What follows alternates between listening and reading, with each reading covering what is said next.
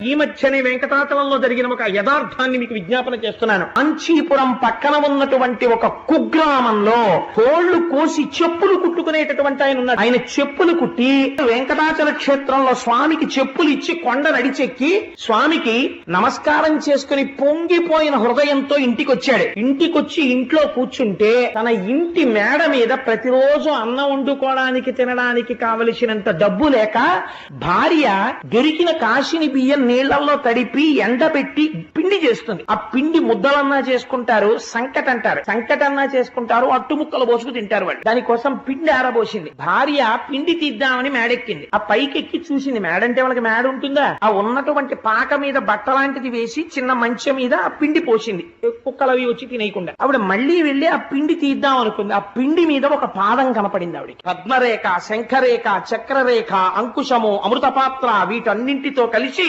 వెలిగిపోతున్న పాదముద్ర ఒకటే ఆ పిండి మీద కనపడింది. ఆవిడ చూసి ఆ పాదముద్ర చూసి పొంగిపోయి ఏమిటి పాదముద్ర అని భర్తకి చెప్పింది. ఆయన వచ్చి చూసి ఈ ముద్ర చూస్తుంటేనే అవ్యాజమైన ఆనందం వస్తోంది. పెద్దలు పంతులు గారిని ఎవరినన్నా తీసుకొస్తానని తీసుకొచ్చి చూపించాడు. తీసుకొస్తే ఆయన చూసి అయ్య బాబోయ్ ఇది వెంకటేశ్వరుడి పాదం రా అన్నాడు. వెంకటేశ్వరుడి పాదం పిండి మీద పెడితే ఆయన ఏం చేశాడో తెలుసా అండి? నాకేమొచ్చు, నా స్వామికి వచ్చి చెప్పిస్తాను. నా స్వామి కాలి సైజు తెలిసింది. మొన్న ఇంత చెప్పులే పట్టుకెళ్ళా, ఈ సైజుకి సరిపడ చెప్పు చెక్కుతానని ఒక తోలు పట్టుకొచ్చి తాను చెప్పులమ్ముకు బ్రతకవలసిన వాడు ఉన్న తోలు దాని మీద పెట్టి కోసేశాడు. ఒక్క చెప్పుకే సరిపోయింది. ఒక్క చెప్పు అందంగా కుట్టి తల మీద పెట్టుకుని నడుస్తూ వెంకటాచలం వెళ్లి కొండెక్కే మార్గంలో ఇచ్చేస్తానన్నాడు. అదే సమయంలో శ్రీకాళహస్తి దగ్గర వేరొక చెప్పులు కుట్టేవారింట్లో కూడా ఇదే పాదం పడింది. అక్కడ ఎడం పాదం పడింది, ఇక్కడ కుడి పాదం పడింది. ఆయన చెప్పు కుట్టి తల మీద పెట్టుకుని ఇద్దరు ఒక్కొక్క చెప్పే పెట్టుకుని కటిక దరిద్రులు చెప్పులు కుట్టమ్మేవాళ్ళు చెప్పు పట్టుకుని ఇద్దరు చెప్పులు పట్టుకుని ఏకకాలమునందు కొండెక్కే మార్గం దగ్గర గుడికొచ్చారు. ఇద్దరు చెప్పులు తీసుకొచ్చి అక్కడ పెట్టారు. ఖచ్చితంగా సరిపోయే కుడి పాదానికి ఎడం పాదానికి.